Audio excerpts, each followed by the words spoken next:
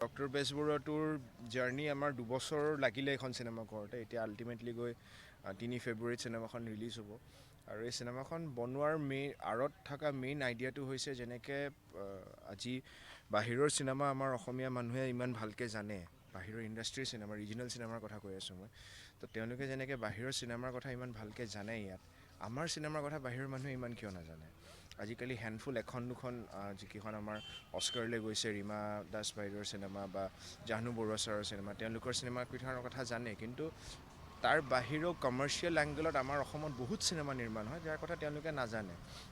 চ' সেই বস্তুটো চেঞ্জ কৰিবলৈ আৰু গ্ল'বেল অডিয়েন্সত অসমীয়া চিনেমাৰ, কমাৰ্চিয়েল চিনেমাৰ এটা ইম্পেক্ট পেলাবৰ কাৰণে এটা প্ৰচেষ্টা আৰম্ভ কৰিছিলে মোৰ দেউতা নিপন গোস্বামীয়ে।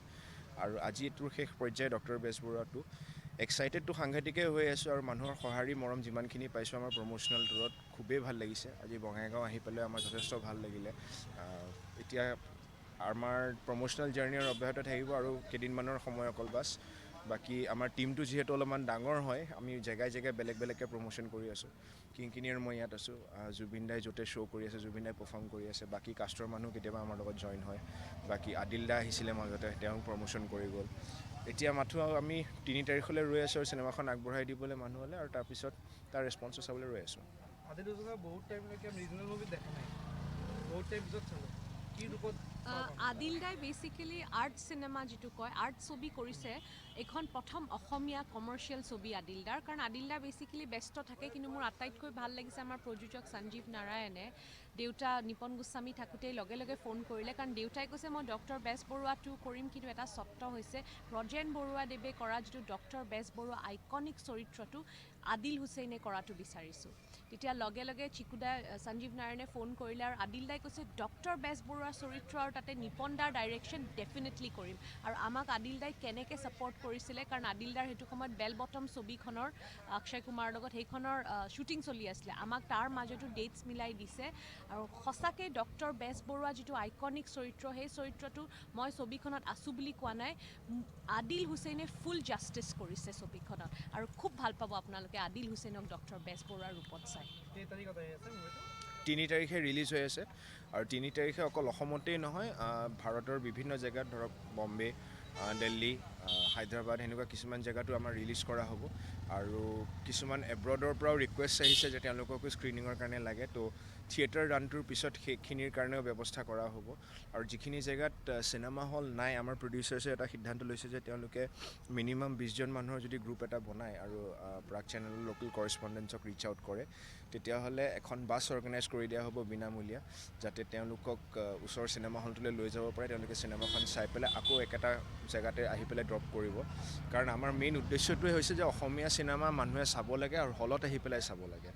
তো সেইকাৰণে মই এটা অনুৰোধ কৰিছোঁ, এই চিনেমাখন OTT অহাত বা টিভিত অহাৰ কাৰণে ৰৈ নাথাকিব, কাৰণ এইখন চিনেমাৰ যিটো আমেজ, বনোৱা যিটো আমেজ আছিলে, এখন ডাঙৰ পৰ্দাৰ বাবে যিখিনি কাৰ্যসূচী কৰা হৈছে, সেইখিনি যিখিনি কাম কৰা হৈছে, টেকনিকেলি যিখিনি কৰা হৈছে, ছাউণ্ড মিক্সিঙে হওক, কেমেৰাই হওক, চব ডাঙৰ পৰ্দাৰ কাৰণে। আৰু সেইটো বস্তু সৰু স্ক্ৰীণত, মোবাইলৰ স্ক্ৰীণত বা লেপটপৰ স্ক্ৰীণত মজা নাপাব সেইটো।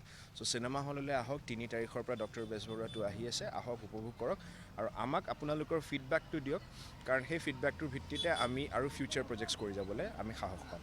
আমি চাইছোঁ যে অসমত পাঠান আৰু ডক্টৰ বেজবৰুৱাৰ কণ্ট্ৰভাৰ্চি হৈ আছে। জুবিন দাই কৈছে যে অসমীয়া মুভি অলপ প্ৰমোট কৰিব লাগে। আমাৰ সেইটোৱে, মই যেনেকৈ ক'লোঁ কথাটো, যে আজি বস্তুটো কেনেকুৱা হয় যে আমাৰ ইয়াত মানুহখিনিয়ে বহি পেলাই পাঠানৰ কথা কৈ আছে, পাঠান, আৰু মই নিজে কৈছোঁ, মই নিজে শ্বাহৰুখ খানৰ ফেন হয়, তেখেত হি ইজ এ লেজেণ্ডেৰী এক্টৰ, আৰু শ্বাহৰুখ খানৰ ফেন মই নিজেও পাঠান চাম। কিন্তু আজি এটা কথা হৈছে কি, মোৰ ব্যক্তিগত মন্তব্য যে আজি যেনেকৈ মই কৈছোঁ পাঠান চাম, শ্বাহৰুখ খানে বাৰু বহি পেলাই কৈছে নে মই জুবিন গাৰ্গৰ ডক্টৰ বেজবৰুৱাটো চাম বুলি, সেই বস্তুটো কিয় চেঞ্জ নহয়? আমি সেই চাপটো কিয় পেলাব পৰা নাই যে এখন চিনেমা কমাৰ্চিয়েল বেচিছত বাহিৰৰ মানুহে আগ্ৰহ হ'লে কিয় নাচায় যে এইখন চিনেমা আহি আছে যদি আমি চাম? সেই বস্তুটো চেঞ্জ কৰাৰে প্ৰথম ষ্টেপটো হৈছে আমাৰ ডক্টৰ বেজবৰুৱাটো। আৰু বহুতো ধুনীয়া ধুনীয়া চিনেমা এইটো বছৰ অসমীয়া ইণ্ডাষ্ট্ৰীৰ আহিব।